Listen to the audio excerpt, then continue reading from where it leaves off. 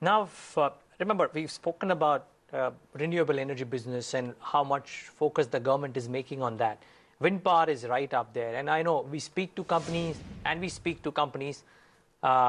about this business, about the fact that brokerages like CRISIL, for example, are bullish on the wind power companies as well. Suzlon, Inox Wind, etc., can benefit on this focus. But it's one thing to speak to a bunch of other companies, and it's another thing to get in, so to say, the founder of wind power, so to say, in India, Tulsi Tanti, chairman of the Suzlon Group, and he joins in right now to speak about how big is this opportunity for Suzlon as an entity as well. Mr. Tanti, good morning. Neeraj Shah here. Thank you so much for joining in. There are various notes. CRISIL is just one example, but there are various notes which speak that or which indicate that wind power can attract 1 lakh crore, 1.5 lakh crore of investment over the next 5 years. Do you think the winds are already changing, and do you think Indian companies will bag a sizable share of those investments? No, I fully agree with you. The investment is flowing very aggressively, and compared to the last year to this year, almost the 50% growth is coming, and we are again expecting next financial year another 50% growth.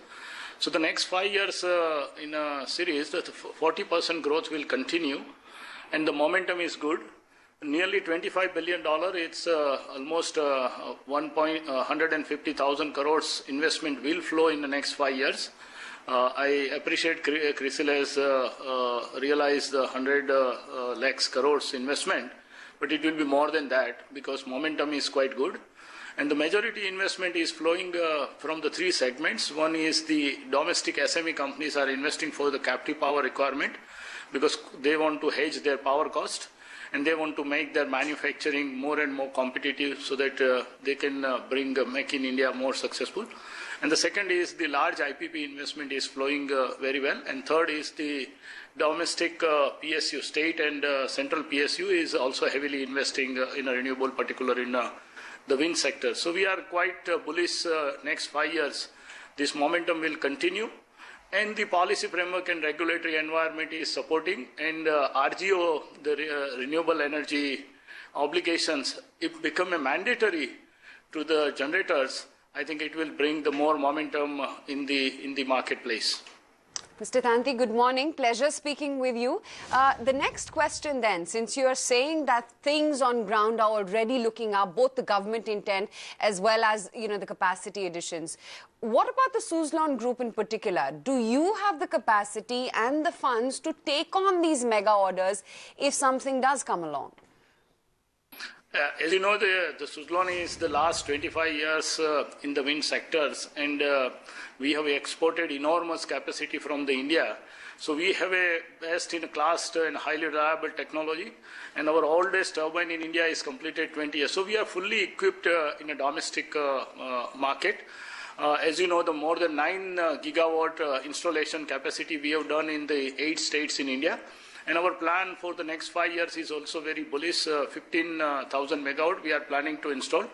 And we have really 14 different locations. Our manufacturing base are there, and we have an enormous capacity. So we are quite equipped and competent to bring the lots of capacity to build in India. So Tanti, the challenge for the entire wind power sector is that wind power is still not the cheapest way to produce electricity. The cost per unit is still very high, and it is dramatically higher than the traditional industry like coal or nuclear energy. I don't believe that. Even your CRISIL report is also mentioning that now wind energy, cost of energy is a parity to the grid. And globally also the wind energy is quite competing very neck to the coal energy. If any new coal-based plant and imported coal, and if you can well calculate, the cost of energy is not less than 5 rupees, and wind energy cost of energy is 5 rupees is there.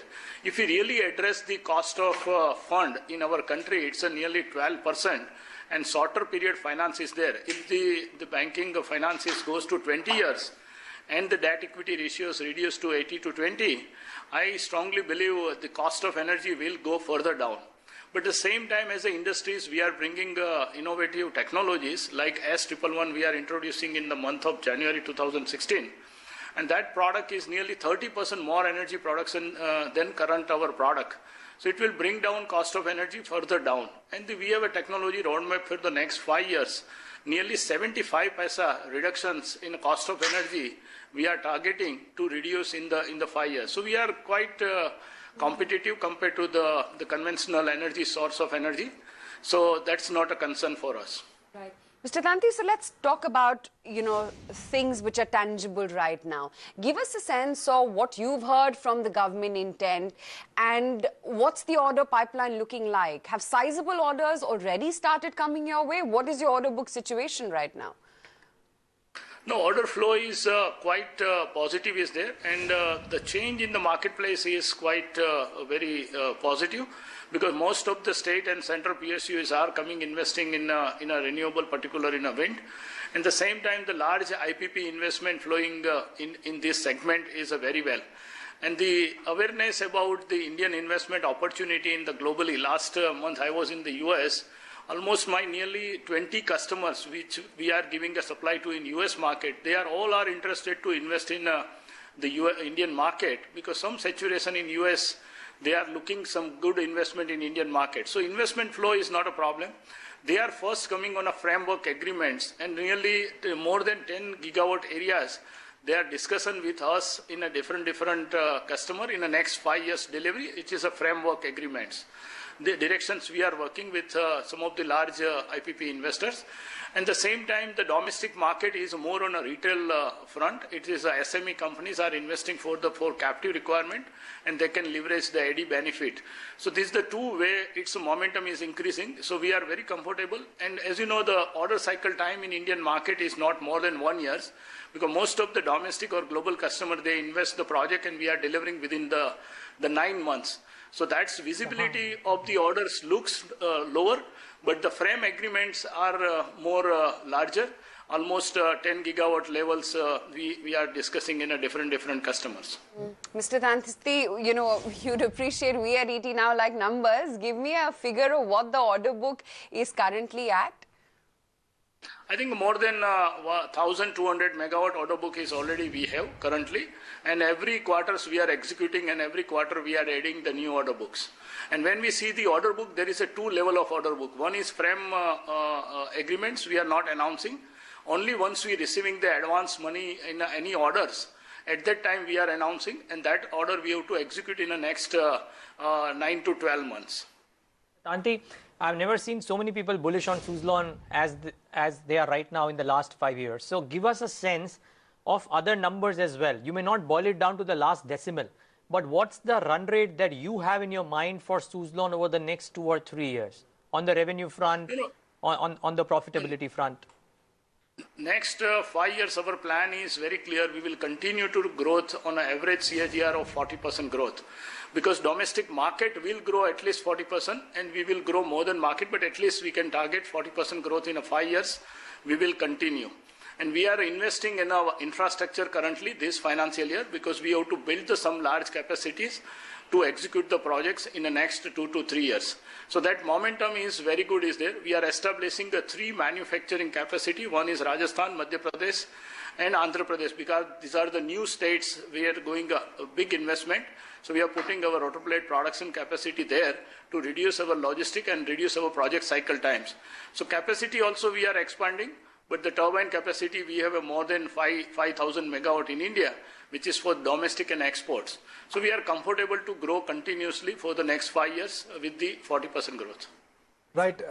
Final question, Mr. Tanti, how has life changed after Dilip Sanghvi's investment? What has changed for you? Is he just a financial investor, that's it, or he's now also playing role as an advisor? No, here a very clear understanding between the investment.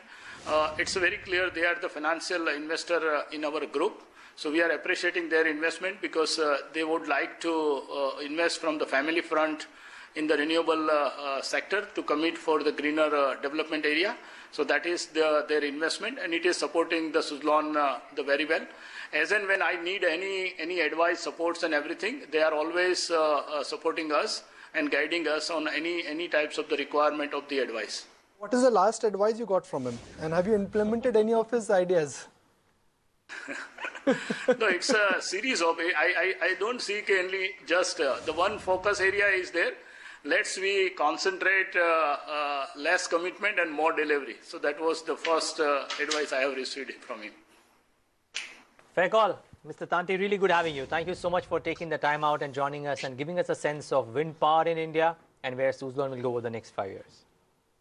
Thank you very much. Well, that's Tulsi Tanti speaking about a 40% CAGR growth for the next 5 years for Suzlon. Debt reduction and other things also underway. For the markets, a bit of a, not really a correction, a small pullback really underway.